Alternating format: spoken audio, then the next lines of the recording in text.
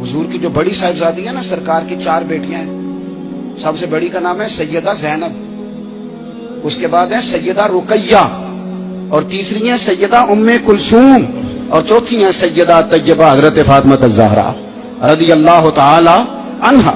हजरत ज़ैनब आ रही थी मक्का मुकर्रमा से मदीना तैयबा, तो एक शख्स ने ना, काफिर ने उनको नेजा चिबोया घोड़े को, तो घोड़ा तेज भागा, सैयदा ज़ैनब गिर गई, पेट मुबारक में बच्चा था, वो बच्चा भी आपका इंतकाल कर गया। कुछ महीने आप बीमार रही और फिर आप विसाल कर गई।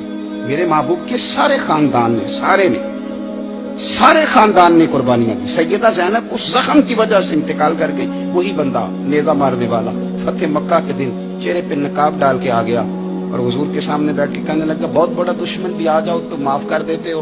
तो हुजूर ने फरमाया, तू चेहरे से कपड़ा हटा, बेटियां भूला नहीं करती, तो कलमा पढ़, मैं तुझे भी माफ करने को तैयार। ये सारे रंग सहाबा ने देखे, सारे।